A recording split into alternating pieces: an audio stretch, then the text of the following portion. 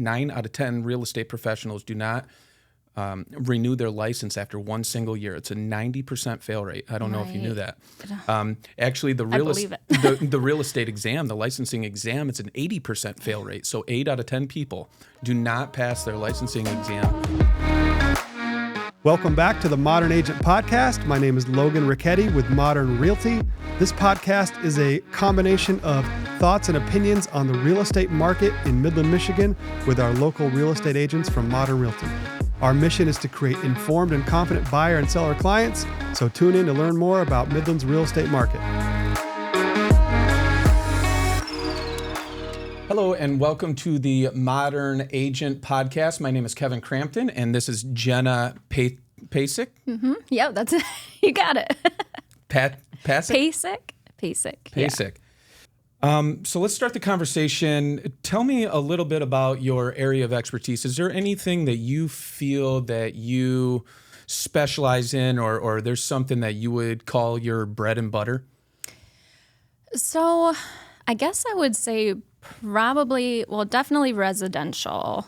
And then mainly I've probably worked with a ton of new buyers. I'm only in my third year, just starting out.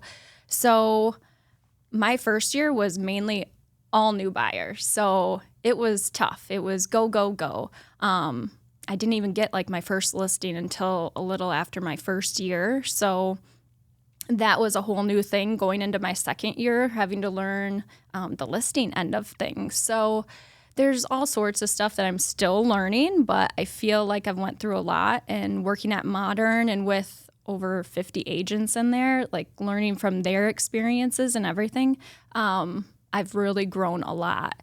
But I would say probably new buyers is where I'm at, because I just know how to get them started, where to go every step of the way and get them through to the closing table. Yeah, I feel like the natural progression for most agents is to start with buyers. I feel like almost everybody starts at least 70% to 30% buyer heavy at the beginning of their career.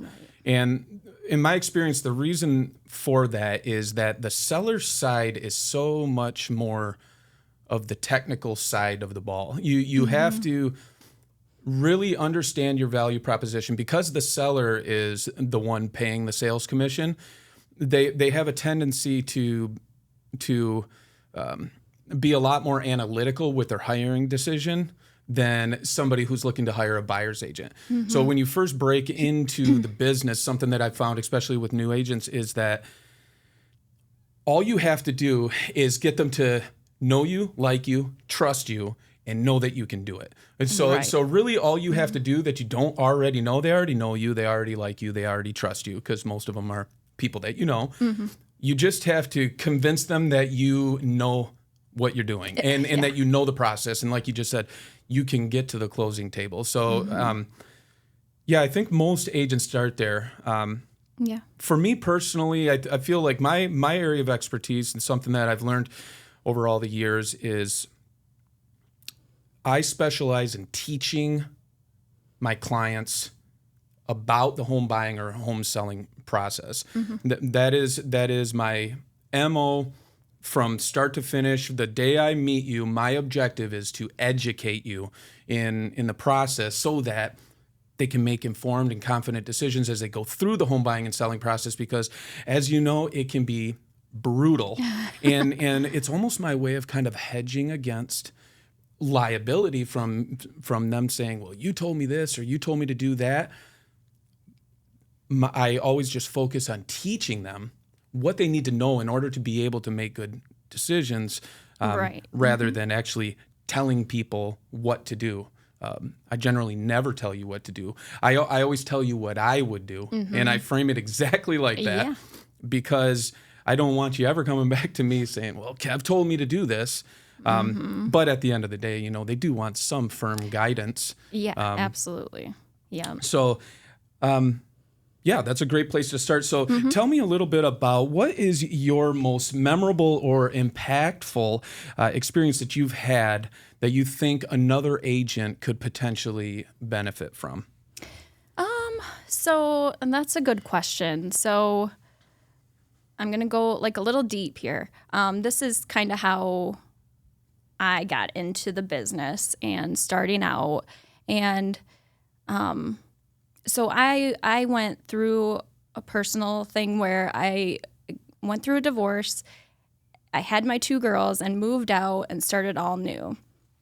So from that point, I guess I was always told myself, I'm going to do this on my own and I'm going to figure this out. And so I've always been interested in real estate, and I just didn't know how I was going to do it. So when COVID hit, it gave me the opportunity to like learn this career and get into that. And I am so thankful for it. And I went through some deep things that year, because it took me about a year to get through all this, because there's so much to learn, and on my own, because everything was shut down. So I didn't have a school or anything like that to like learn from, and have 2 kids at home, homeschooling. So it was, yeah. Yep. So it was a lot, but, and then in the process, my mom had a stroke and in and out of the hospital, trying to help her learn to talk, walk, do all the things.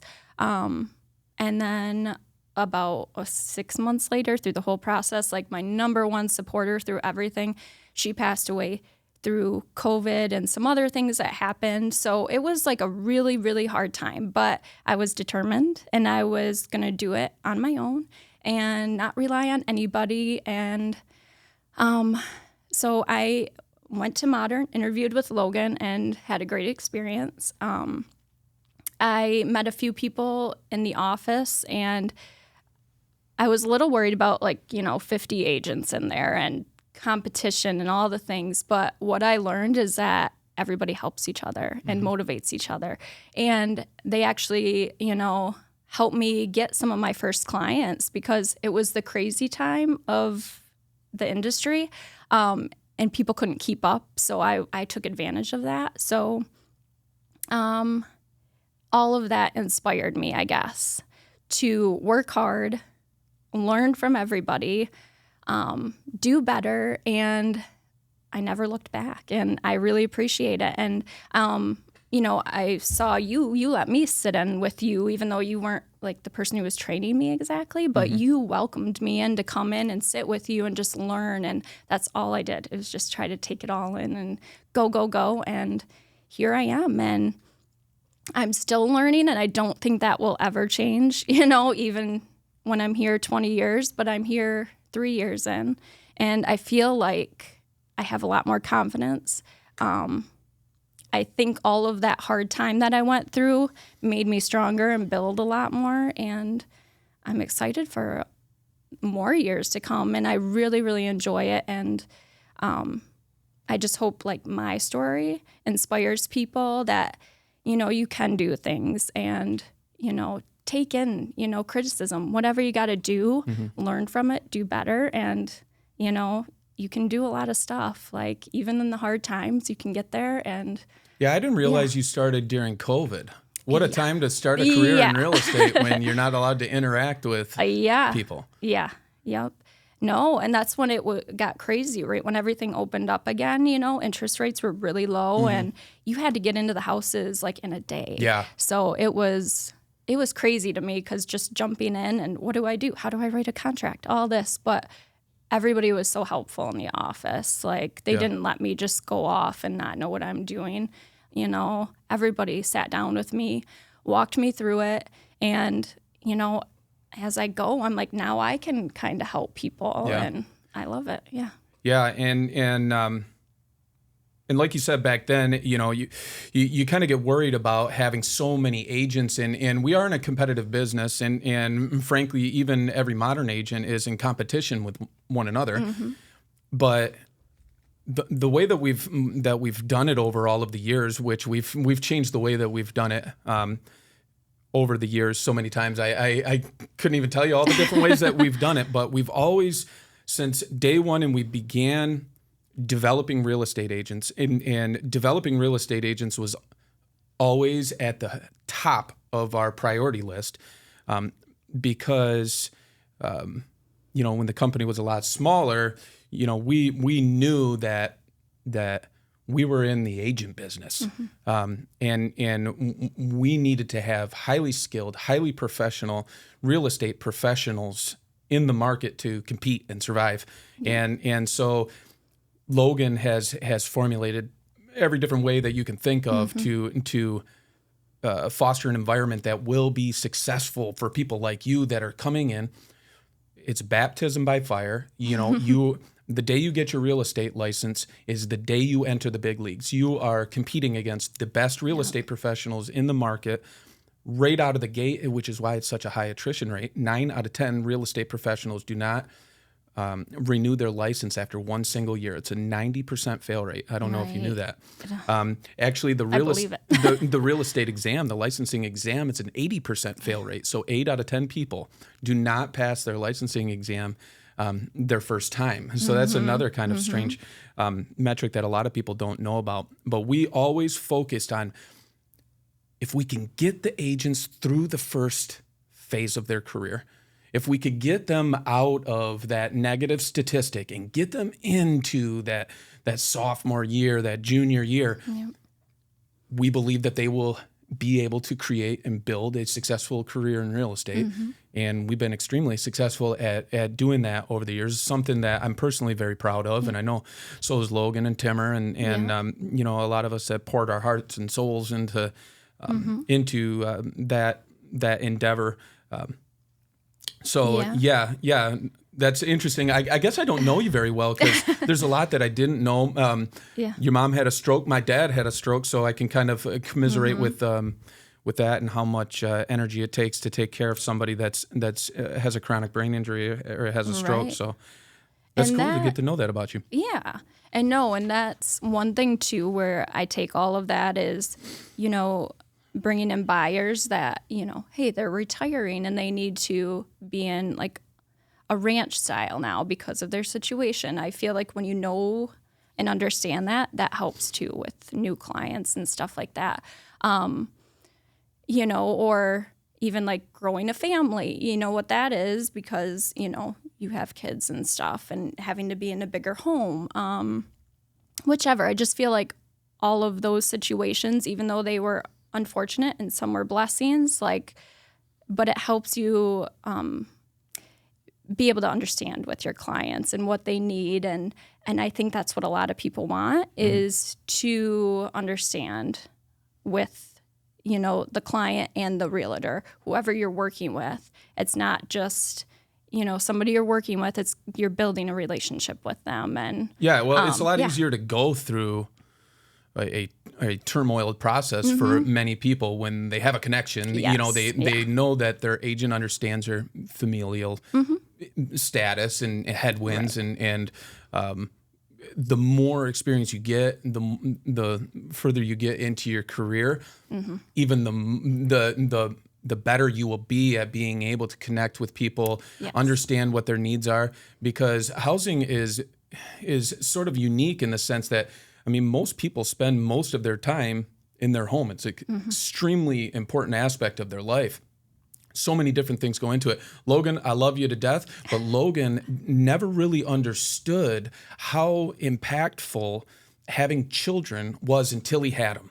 And when he had his first daughter, Finley, his entire perspective changed. And from me on the outside looking in, I had kids from, and it was hard for him to make that connection until he was able to. And then once he was able to, he realized that for a lot of buyers, school district is critical. Right. Proximity to shopping, resources, whatever, these type of things that you don't really think about until you do become very important as it relates to helping your buying and selling clients work through the home buying process most specifically. Right. But even the home selling and most of the time we're helping somebody sell a house, we're also helping them buy a house. Yeah. So there's a lot that goes into it that people don't understand until you start getting into it. Like you said, and for you, Dan Campbell's famous saying, "You scarred to perfection."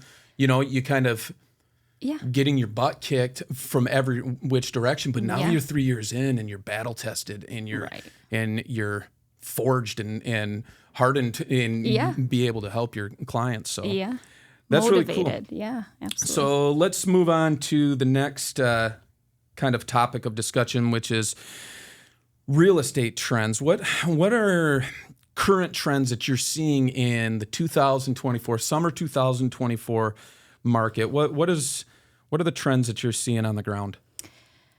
So, do you mean like in the market and the house pricing? Yeah. all of that? What are you seeing from a ground level? If you're nerdy like me, you're constantly analyzing graphs and statistics and stuff. Gotcha. And to me, it's very insightful. But a lot of the time, I'll get a sentiment based on what I'm seeing data-wise that will feel different on the ground. So when I'm in the field representing clients, it doesn't necessarily correlate directly with some of the data or what it might suggest. Yeah. So that's kind of what I'm talking about. Yeah. I mean, I guess from when I started, and, like I said, you had to be out there the next day to get a house for your buyer. You had to be quick. And it was stressful because then there'd be multiple offers and you're struggling to make that the best offer when you don't know what the other offers are. So that was a big struggle for me at first, is just learning all that. But I had fun with it. I really liked it. I'm like, I want to win this. But now I'm seeing, you have more time to get out there. I mean, you still have to be like pretty quick. But I feel like there isn't as many multiple offers and things like that. The buyers are getting their way a little more than the sellers did. The sellers were getting whatever they wanted at the time when I started. So I'm seeing a little shift in that. So I don't know what's going to happen, obviously, and nobody does. But I think if interest rates are supposed to go down like they say, it might get crazy again, and then prices go up. It's also, the election times too. So that always affects people's thinking and what they want to do and what's going to happen. People get nervous. So I don't know. It's always a crazy market, I feel like. And since I've started, and I don't know what to expect. I don't know how it was before. So all I know is crazy, and I enjoy it. Yeah. Yeah, and it's a unique perspective from somebody who's been in the business a little bit longer, because you're going to have a lot of recency bias because all you've ever known is this very frenzied market, which that has been the market conditions for several years. And I've kind of come from 10 years ago when it was a much more stable market, but it had its own challenges too back then. But what I'm seeing on the ground is that we're going from extremely frenzied market, red hot, to a more stable sentiment, which is good, frankly. Right. Yeah. But what's strange about the supply and demand equilibrium right now is generally when the cost of money goes way up and it costs more and it drives demand down.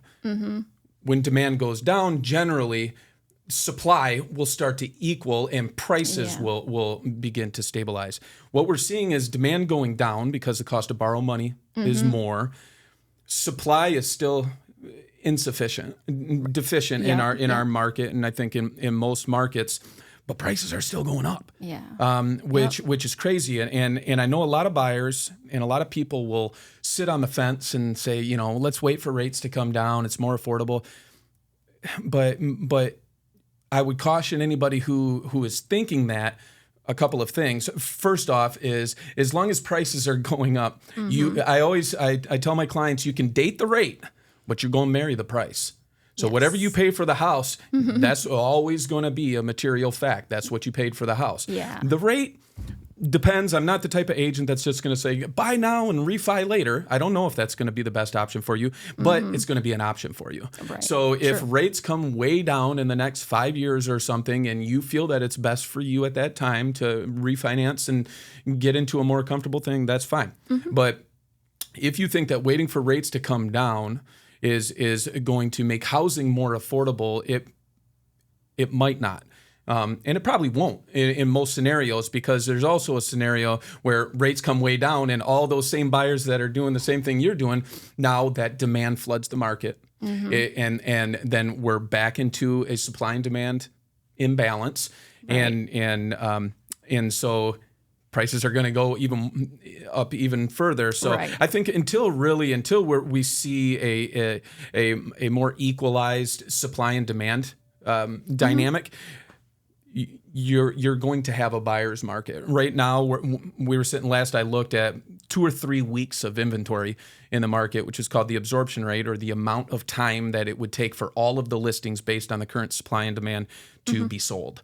That's called the absorption rate. And the rule of thumb, a good rule of thumb when I'm teaching people about that, is that 0 to 3 months is called a buyer's market. 3 to 6 months is a neutral market, and anything above 6 months is generally considered to be a seller's market as it relates to the absorption rate. So 3 weeks, we're still very much in a buyer's market. But what I'm seeing is a lot of things starting to come back on the table.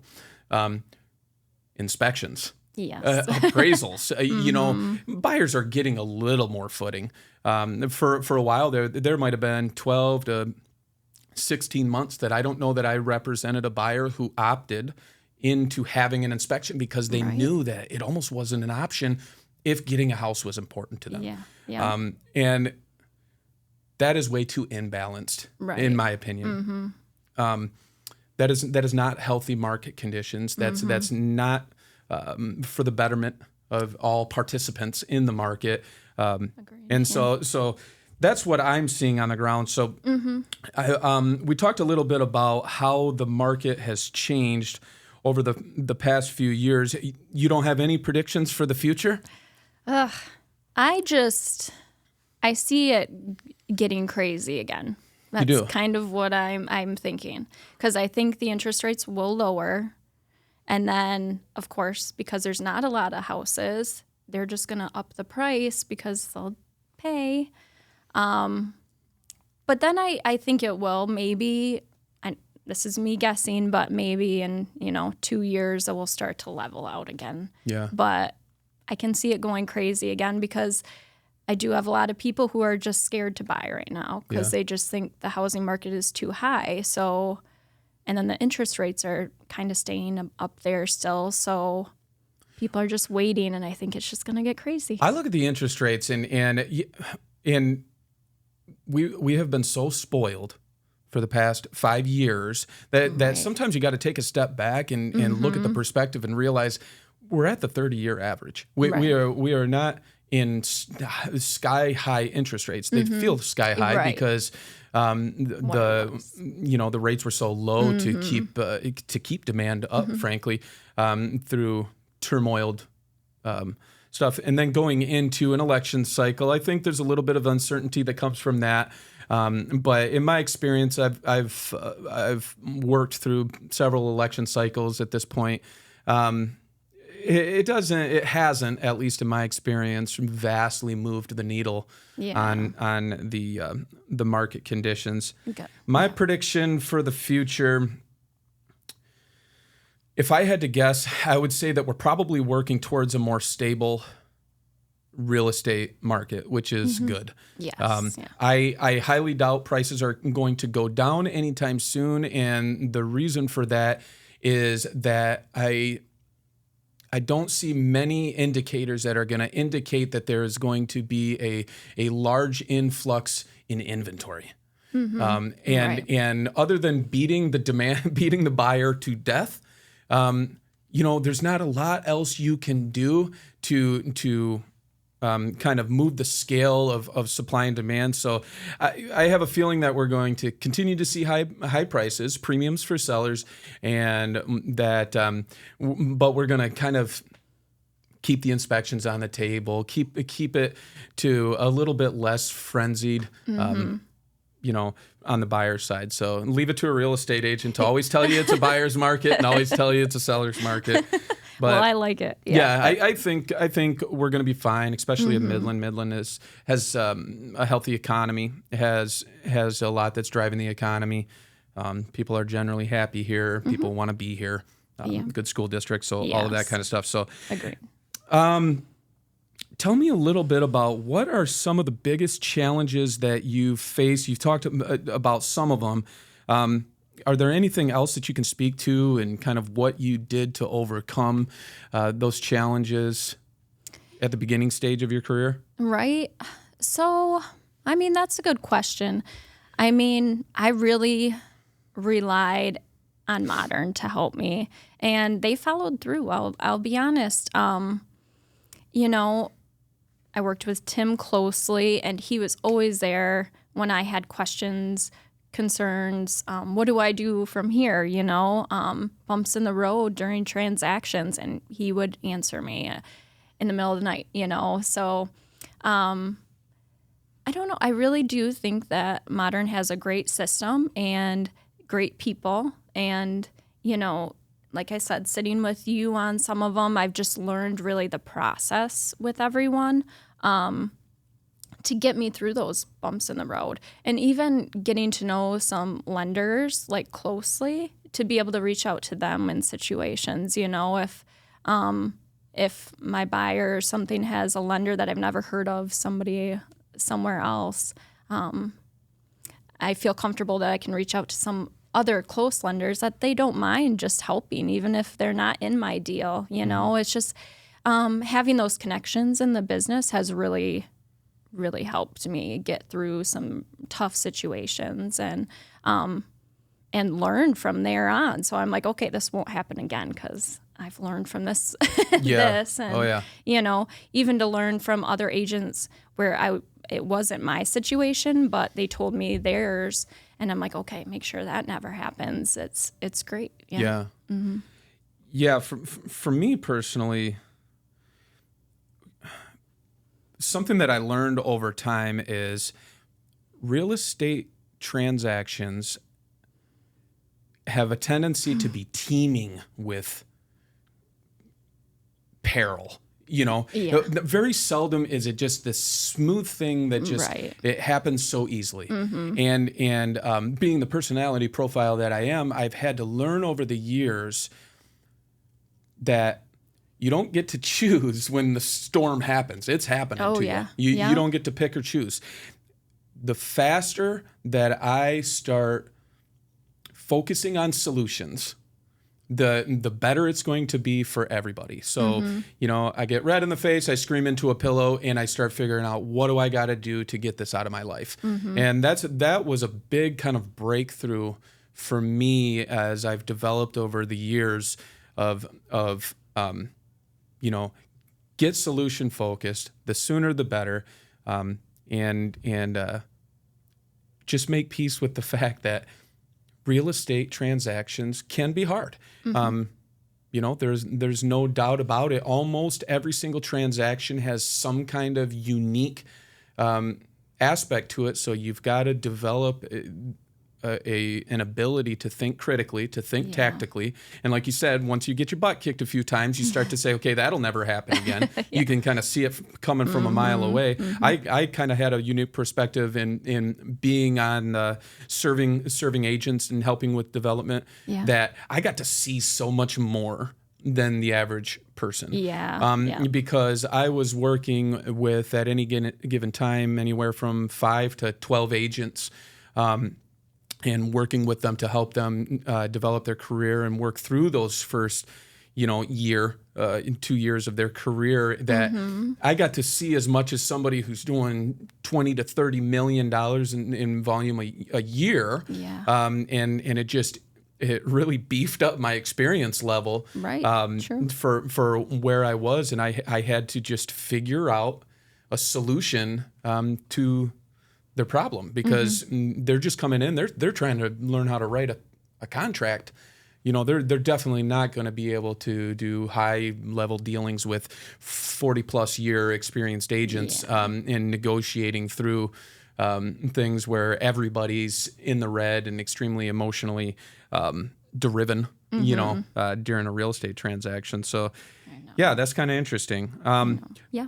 Let's get into marketing. I always find it really interesting to talk to other agents about what they're doing to procure new business, because we wear so many hats as real estate professionals. And if you're not driving business, then you're never going to survive. It doesn't matter how good of a real estate agent you are. So what kind of marketing techniques are you finding to be your most effective techniques at getting new business? So honestly, I would say my biggest one is social media. As much as at first I didn't like, when I'd close a deal, post it. I'm like, I don't want to seem, oh, I did it. Whatever. Braggadocious. Yes, exactly. So, but honestly, I got a lot of good feedback from it. People are more supportive than not, and you might not get some that are, but that's okay. And then you don't want them anyway. But that just being top of mind to people has really helped me.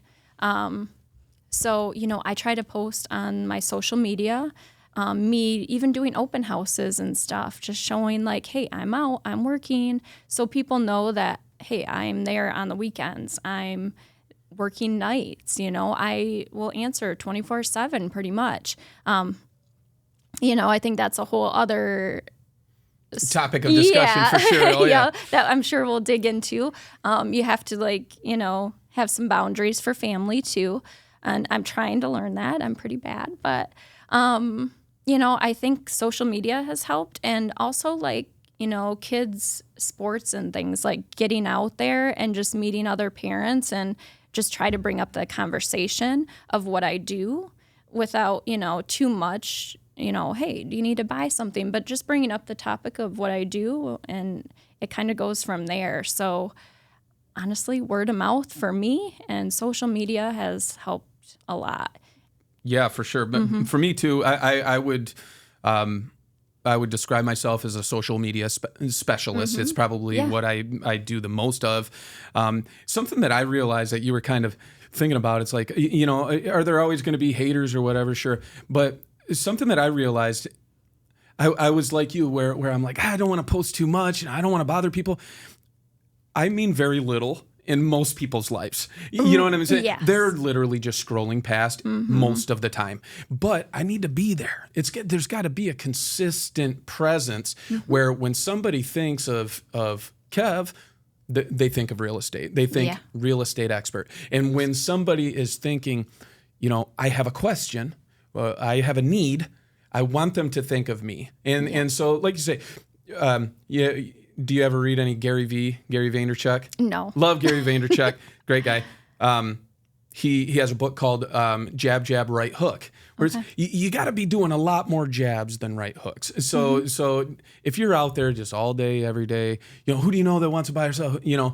That's annoying as all get out. But when they're just seeing you, those are the jabs. And then every now and then there's a call to action. There's a right hook in there when you have an appropriate value proposition, and it'll come more naturally, and you'll be able to see it better. But yeah, social media, I think, for free, there's almost nothing that you can use that is more powerful than building a strong social media network, with the exception of just a strong networking network. And we have several agents in our office that are pros at this. I find that the older demographics tend to be a lot better at in-person type of networking, and then the younger demographic, like you and like me, we tend to be a little more introverted in our ways of networking, and so social media just kind of aligns with that a lot better.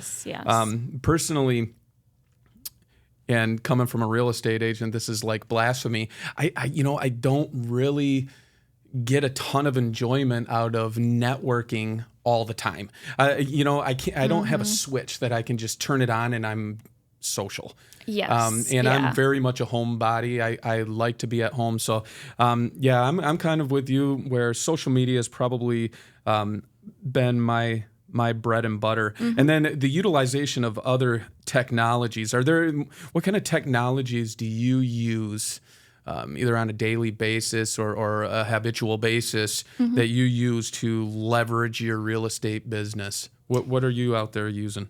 So I would say we have our CRM in our office, and I think that has helped me quite a bit, is keeping track of where I'm at, keeping me motivated because I want to hit a certain goal every year, making sure I'm on track with that. And now that I'm getting a little more, action and having multiple deals at a time, I have to stay on it, make sure it's going to the next step that needs to move and making sure that, my buyer's ordering this and doing that, talking to their lender, making sure everything's moving smoothly so we can, get the deal done as well as possible, even though we know stuff happens a lot. But I would say that's probably the best that's helped me. Yeah, the CRM, and often if you ever ask me if I had one piece of advice to give to a brand new agent, it is gather up your network and put it all in one place. It's one of the most important things that you can do. I tell a story all the time about I first got my real estate license, 2014. There was this young up-and-comer named Logan that worked for this company that I was going to work for. And I got my real estate license. I'm all excited. I'm ready to rip and tear. And I'm driving down Swede Road. He has a listing with an open house. I decide I'm going to pull in there. I pull in there, say, hey, how you doing? We talk for a couple of minutes. And he said, so now what are you going to do? And I didn't know him at the time. I said, oh, man, I'm going to make a Facebook page and I'm going to do this and that and blah, blah, blah. And he said, okay, and what happens if it works? And I'm like, wow, I'm going to sell houses. He's like, do you know how to sell a house? Do you know anything about how to sell a house? What if that works? And I'm like, I don't know. He's like, dude, you need to sit down and figure out how to sell a house. You need to sit down and put all of your people in one place. You need to sit down and come up with a strategy so that when you deploy this and when you actually, put this into motion, you have a chance. Because best case scenario, you're going to go build this great social media, which I didn't, by the way. Go back, it's circa 2014, and you'll see that we started from the bottom. But that was one thing I'll never, ever forget.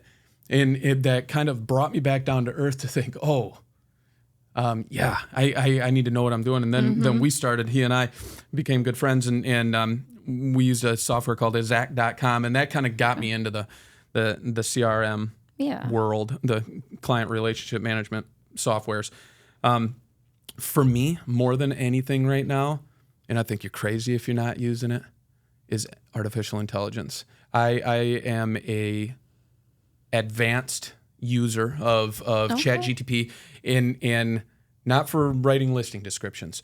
I'm talking, you have no idea the capabilities that you can use artificial intelligence for, and it's getting better every single day. And I literally use it as a personal assistant, as an ideas generator, as there's not a single day that goes by that I don't use artificial intelligence, not just ChatGPT, but lots of artificial intelligence programs. So if you're not on the AI, train, get on it, because I need to talk to you. well, everybody always says that AI is coming for our jobs, which it's not. They can't. Yeah. People who know how to use AI are coming for our jobs. That's what people need to understand about artificial intelligence, and it is an art. It's not just simple.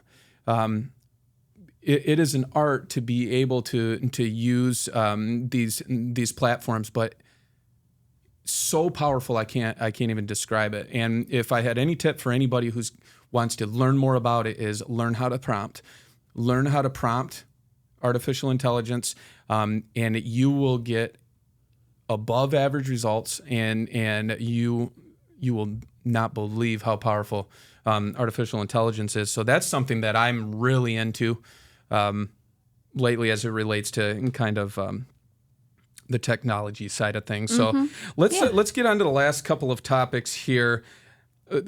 We talked a little bit about it, is work-life balance, and this is a major thing for a lot of real estate professionals, because a lot of people think that all we do is open doors and show mansions, and that's about 1% of the job. But the average full-time real estate agent works 40 to 60 hours a week.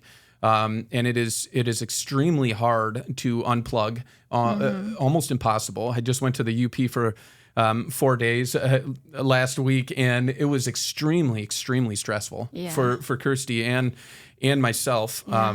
As much as we want to unplug, it's so hard to be able to do that. So what are some tips that you might give to somebody breaking into the business, or what are you doing to establish that work-life balance? That is probably my biggest struggle still, to be honest.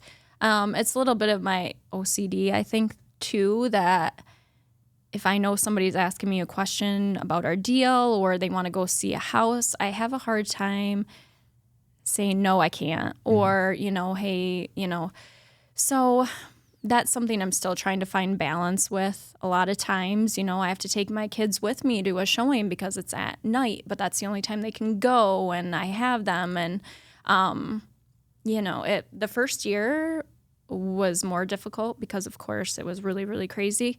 And my kids didn't quite understand. They're like, we're going out again tonight, Mom? What are you doing, Yeah. But they've grown, and it does give you that flexibility too. So that's why I do truly love it.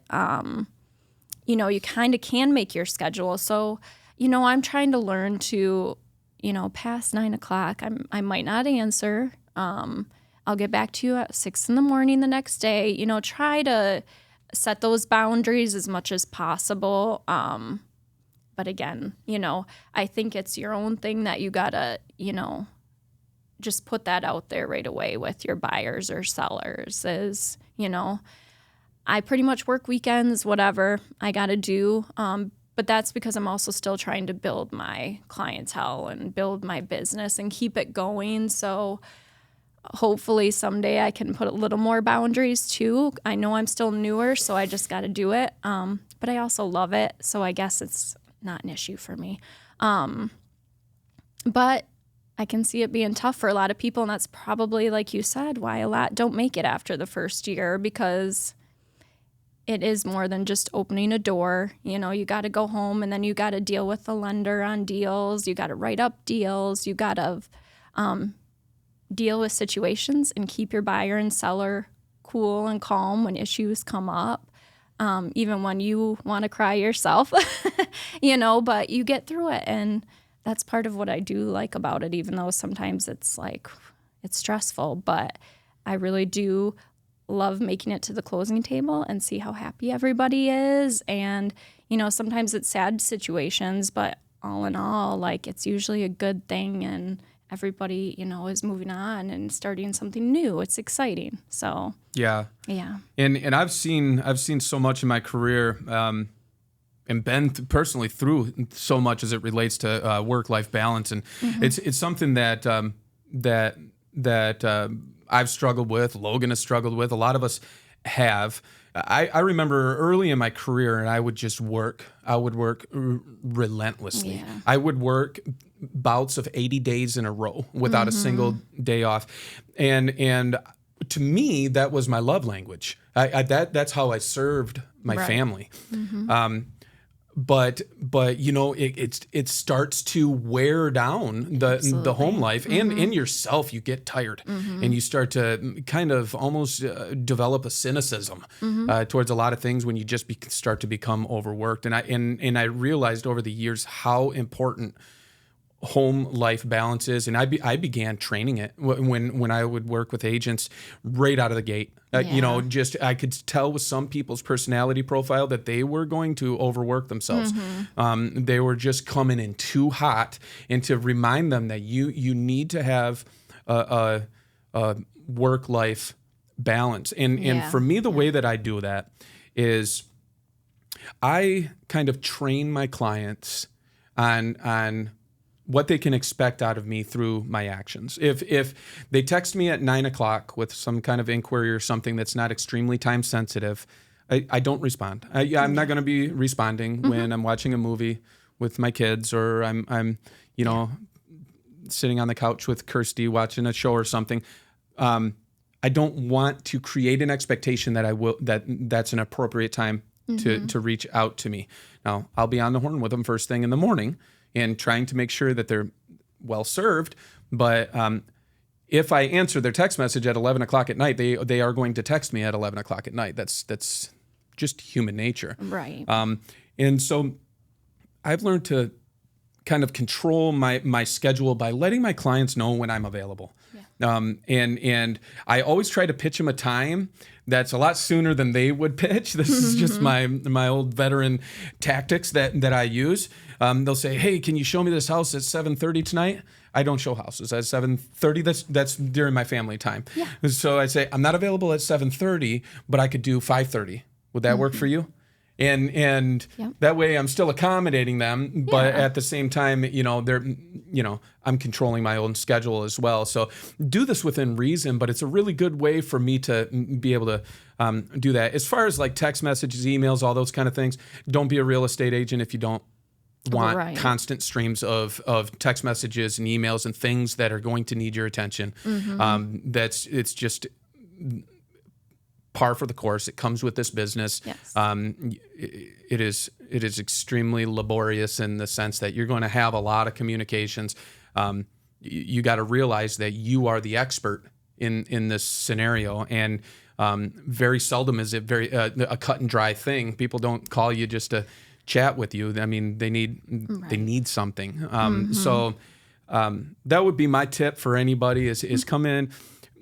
But help your clients understand what your availability is based on the way that you communicate with them. If you answer the phone at 11:00 at night, you betcha you're going to get some phone calls at 11:00 at night. It's just the way that it's going to be. So that's something that I've always kind of leaned into and taught agents. So the last thing that I want to talk to you about is, and I always love to hear this from people, is what would you say is your most memorable transaction that you've ever done in your career, and why? So was that good or bad? Could be anything. Talk about the transaction you will never forget in your entire career. Okay. Well, I'll say the best transactions I've had is with actual friends or family that, you personally know, helping them get into a home that they love, and like going through that whole process with that person is probably really great, to me. But any deal is nice. So, but I will say one memorable one that was probably my hardest transaction, and just a situation where they didn't really want to sell their house, but they kind of had to. And so I was asked to come in and help and go through that process. And I was hoping it would be, I'll help you through this. I know you don't want to, but it's unfortunate that you have to. So, but it didn't go that way whatsoever. And as much as I tried to make it smooth and easy, they had a hard time with it. And it was just things that happened throughout, it was just because they didn't want to do it. And, I had to try to walk them through it. And we got to the point where, I was getting threats late at night. I'd wake up to texts with scary things. I'm like, So, that's when you need to have the right place where you can call your broker, get them in the loop, and they can help you through it and be like, hey, I got your back no matter what happens. And that's what got me through it. We got to the closing table, many emotions.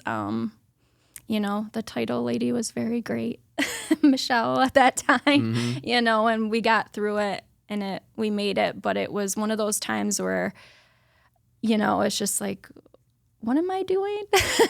But there's so many good situations too. But that will be one I will never forget. Yeah. It was a little scary, but made it through, and it's been fine, and everybody's good. But we've all been there as the the recipient of where it really has it's not anything that I did or have control over, but you're the person that's available to kind of spew at, so you end up getting it. For me, I could probably pick one of 50 transactions, but I think one that I will never ever forget is a scenario in which I represented a client who I actually knew, but they called me via Zillow, but I actually knew them. But that's how I got to them. They wanted to see this house, gorgeous, beautiful house, and they wanted to see this house. We look at the house, we look at everything, and they call me later that night, and they say, "You know what, Kev? We want to buy that house exactly as it is, exactly as it sits."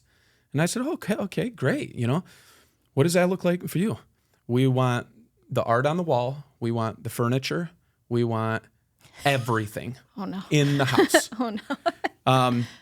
Because it was beautifully decorated, and I'm not going to mention any names or anything, but maybe if somebody's watching,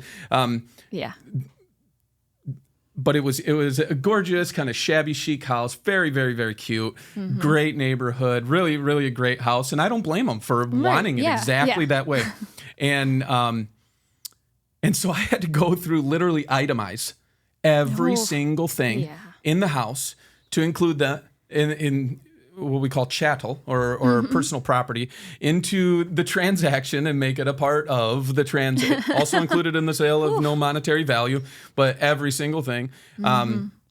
And then, she sends the addendum back to me, and it's missing a couple of things. And I, because there's 75 things on the list, I didn't even notice. And then the buyer comes back and he says, "Hey, Kev, what happened to these things?"